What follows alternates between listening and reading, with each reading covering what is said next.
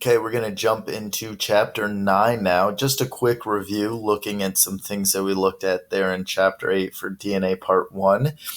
A gene is a location on a chromosome that codes for a protein, and that protein carries out some function within the body. Complementary base pairs. You want to remember these because these are going to be really important in DNA replication and then also in these processes of transcription, although there's a slight change. So within DNA, we always see that G and C pair together and A and T always pair together. Okay? DNA is replicated, it's semi-conservative. We have the DNA polymerase, the DNA helicase, DNA ligase. DNA polymerase always works 3' to 5'. Those are all things that you're going to want to remember for the upcoming quiz. Okay. Chapter 9, Part 2. How does DNA encode for information? Okay. Again, it codes for proteins, and it's in the actual order of those nitrogenous bases, the A's, the C's, the T's, and the G's. So how do we actually get to a protein, right? We already talked about DNA replication, where DNA makes more DNA. Pretty simple process.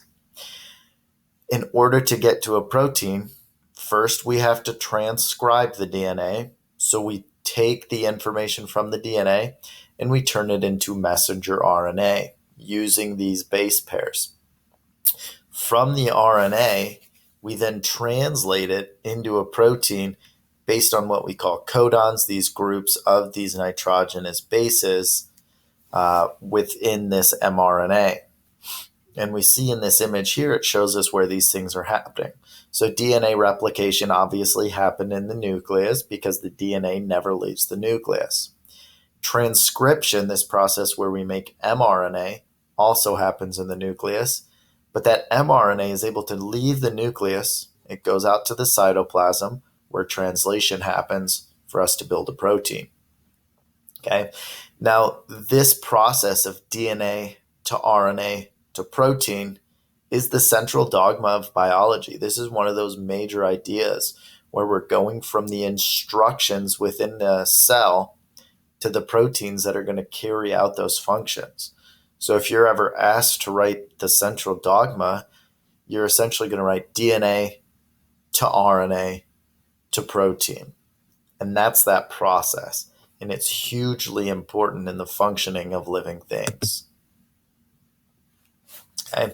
It is important to know that not all of our DNA codes for protein, right? We have 3 billion base pairs.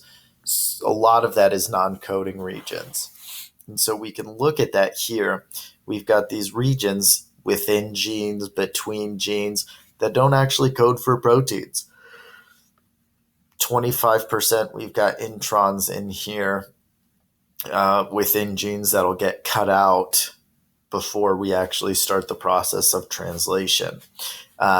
So oftentimes you'll see this referred to as junk DNA. I wouldn't call it that. It's just likely we don't know its purpose yet. Okay, we probably wouldn't have 3 billion base pairs if a lot of them weren't necessary.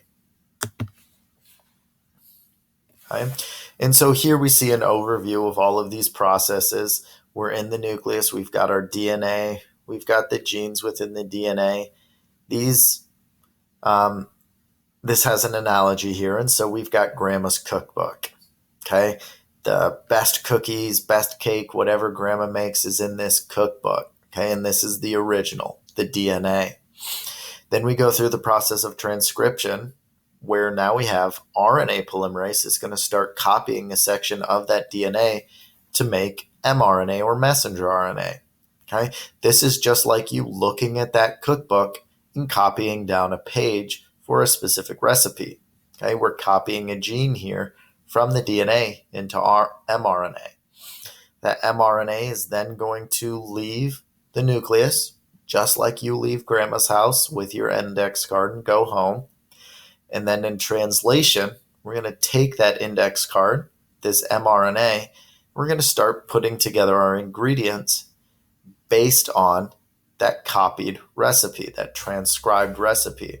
And this is the process of translation, where from the mRNA, we're building a protein, or from that index card, you're combining ingredients to make chocolate chip cookies. Right, and so here we see this again, okay, just a slightly different image. We've got these genes in the DNA that's within the nucleus. Transcription, we're going to copy a section of that DNA into mRNA. That mRNA is going to leave through one of those nuclear pores, come out to the cytoplasm, where we can do translation and build a protein. Okay, so let's start with transcription and how exactly this process happens. Okay, so this is in the nucleus. The DNA has to unwind just like it does in DNA replication. Okay, we've got to have something come in and break these hydrogen bonds. It's going to be a helicase. And then initiation. We have this enzyme called RNA polymerase. So in DNA replication, we had DNA polymerase. In transcription, where we're making mRNA, we have RNA polymerase. Okay, so it's going to bind to a special promoter site, some place where it tells this RNA polymerase to start. And then we've got elongation. So we're going to start bringing in nucleotides to pair up with these old nucleotides.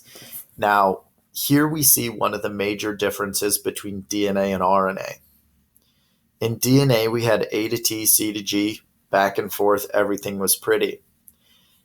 In RNA, we still have cytosine and guanine, and they're going to pair with each other every time, no problem there.